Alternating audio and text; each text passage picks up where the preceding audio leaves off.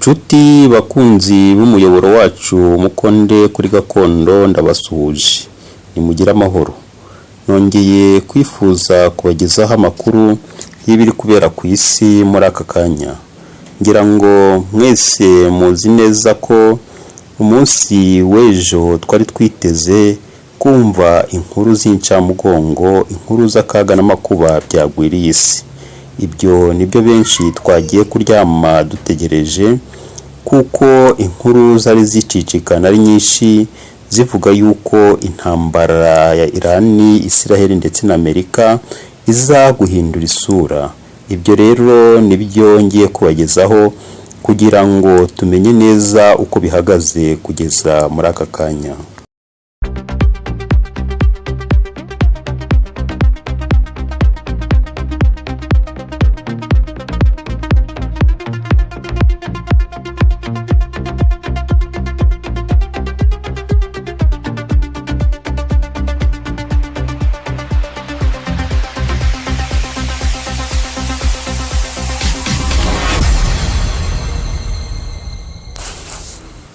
Nyuma yuko intambara iri hagati ya Amerika, Irani na Israel ikomeza guca ibintu, Amerika yari yarahiriye kwihaniza Irani ndetse yongeraho kuvuga ko iraza kuyirimbura binyuze mu muyobozi wayo Trump. Yari yavuze ko mu gihe Irani yaba itemeye gufungura umuyoboro wa Hormuz ngo ibikomoka kuri peteroli bitambuke, ari buze kuyihaniza ndetse yongeraho ko ari buze kuyirimbura ku buryo abatuye isi bose bazasigara babyiga. Yari yavuze yuko noneho ejo bitarenze saa 2 z'ijoro, bivuze mu masaha 8 za hano iwacu mu karere, ko ari buze rwose kubaha isomo ry'ikigwa ku buryo bazasigara baryiga mu mateka.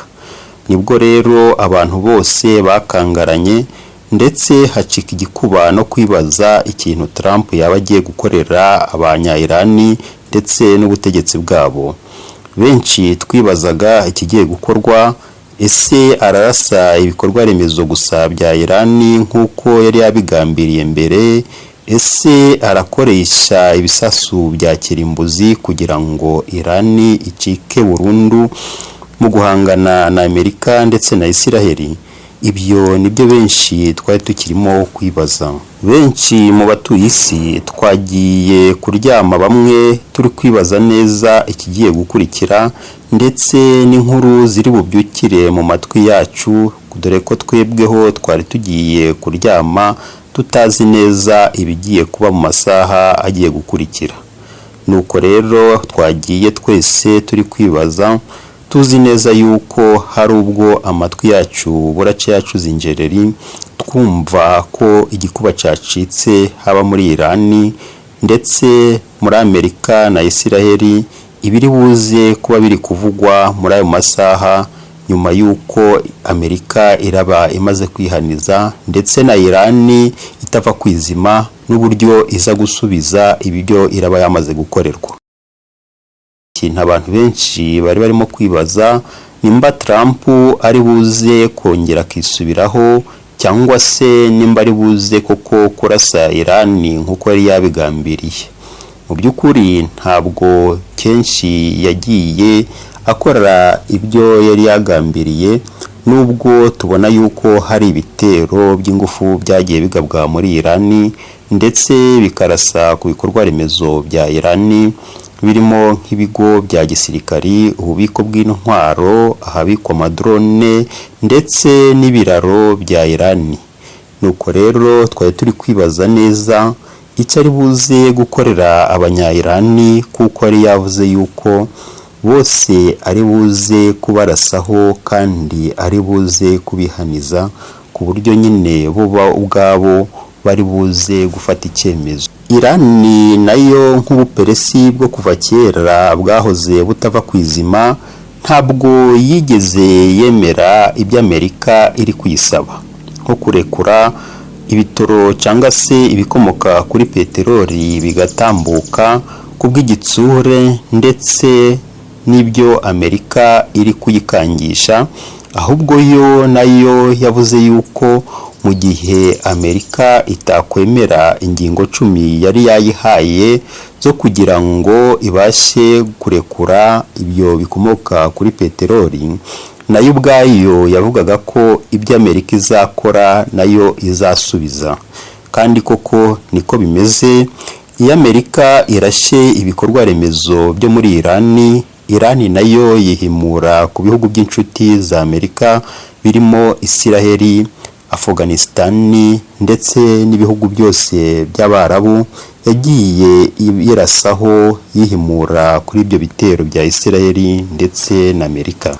Ayo magambo ya Trump rero yo kuvuga ko agiye kurimbura Irani yakuye abatuye isi bose imitima, bituma n'abategetsi benshi bakangarana bumva yuko ibyo Amerika igiye gukora bishobora guteza isakaga, kuko nta muntu n'umwe wiyumvishaga ko Amerika yarasa yihanikiye muri Irani ngo Irani nayo yipfumbate, kuko nayo ni igihugu gifite amaboko, igihugu gifite ibikoresho nk'uko byagiye bigaragara, kandi ni igihugu kidakangwa n'igitsure icyo ari cyo cyose.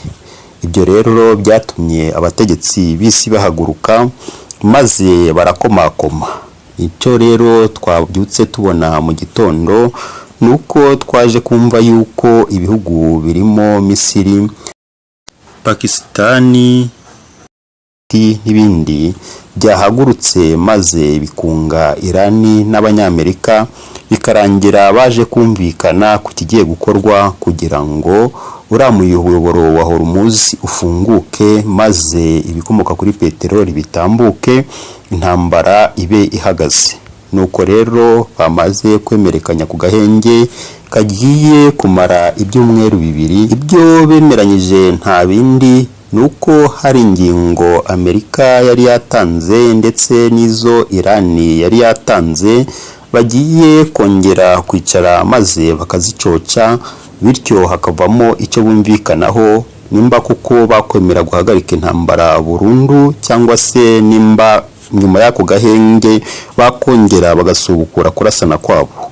Ibyo rero nabyo turacyabihanze amaso kugira ngo tumenye ko nyuma y'ibyo byumweru 2 ese koko intambara izahita ihagarara burundu cyangwa se bazongera basubukure. Ibyo rero bijyo duhanze amaso, twibukiranya ko Amerika yo yasabaga ko Irani yareka gukora intwaro za kirimbuzi kandi igatanga ubutare bwa uranium butunganyije ku kigero kirenga 60% kugira ngo buvemo intwaro za kirimbuzi, maze yamara kubutanga igahagarika burundu gukora intwaro kirimbuzi kandi ikareka kuzongera kurasa ku nshuti za Amerika na Isiraheli. Irani nayo rero yisabiraga yuko kugira ngo yemere guhagarika intambara no kurasa ku nshuti za Amerika na Isiraheli ari uko Amerika na Isiraheli bakwemera yuko batazongera na rimwe kurasa kuri Irani ndetse no ku bikorwa remezo byayo, kandi igasaba yuko uriya muyoboro wa Hormuz yazaja iwugenzura ndetse ikanasoresha ibikomoka kuri peteroli byose biwunyuzwamo. Ibyo rero biri mu ngingo bagiye bose basaba.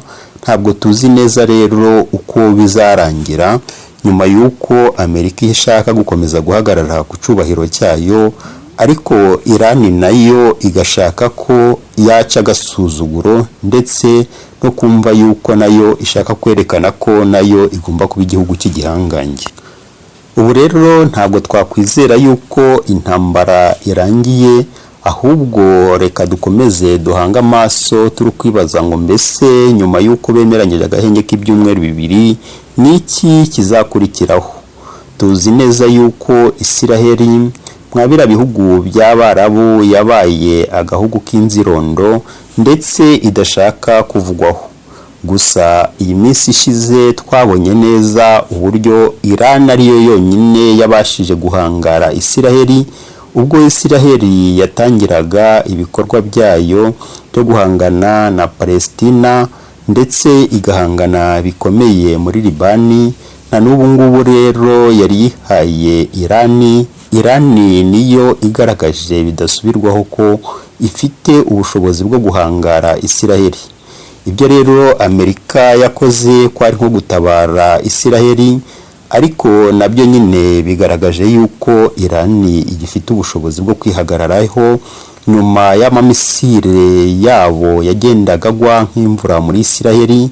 Ngira ngo mu minsi yashize twagiye tubona ko hari igihe rwose barekuraga nka misile 300 icyarimwe zikagenda zigiye kugwa mu butaka bwa Isiraheli. Ubwirinzi rero bwa Amerika na Isiraheli busa naho ntacyo bwakoze gihambaye kuri izo misile z'abanya-Irani, ndetse bisa naho buriya bwirinzi bwamaze gutakaza agaciro, kuko ubu bararekura misile zikagera ku butaka kandi zikangiriza byinshi. Ibyo twabibonye nko mu mijyi ya Tel Aviv, Jerusalem n'ahandi muri Isiraheli, aho ibintu byinshi byangiritse ndetse hakagwa n'abantu, nubwo atari benshi cyane nk'uko dupfusha muri Afurika, ariko mu by'ukuri byagaragaje ubushobozi buke bw'Abanyamerika na Isiraheli.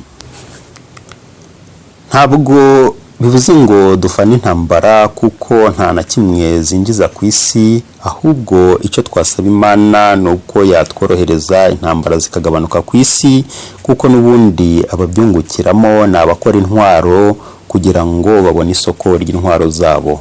Niyo mpamvu rero twebweho icyo dusaba Imana ni uko yakomeza gucururutsa imitima y'abafite imbaraga kugira ngo iyi si ibone amahoro, kuko turabona yuko muri iki gihe izi ntambara ziri gutuma turushaho kujya mu kaga, ubuzima bukaduhenda, kandi koko baravuga ngo aho inkuba zikubitaniye abantu nibo bahababarira, cyangwa se aho inyamaswa zirwaniye ibyatsi nibyo bihababarira.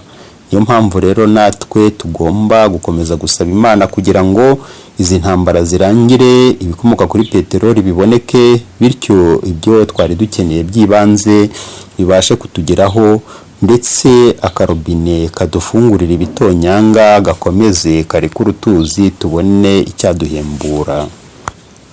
Ngaya makuru Umukonde kuri Gakondo yari yabateguriye. Twakongera tugasaba yuko dukomeza gushyigikirana mu gihe wakumva yuko ibiganiro byacu ndetse n'ibyo tubagezaho hari icyo biri kubamarira, ndetse n'ibyo mwakwifuza ko twakomeza kubategurira, mwabishyira muri comment. Ubundi mu kudushyigikira mwakora subscribe ndetse na like kugira ngo uyu muyoboro wacu uzamuke ndetse uzabashe gukura ugere ku ntego z'ibyo wiyemeje. Tukabibutsa yuko Umukonde kuri Gakondo dushishikajwe no kumenya no kubagezaho inkomoko y'ijambo gakondo no kwitwa umukonde icyo bivuze, ndetse mu minsi ya vuba ahangaha bidatinze ngiye kubategurira icyo kwitwa umukonde bivuze n'akamaro bidufitiye. Murakoze, nimugire Imana rurema, Imana yo nkomoko y'ubuzima.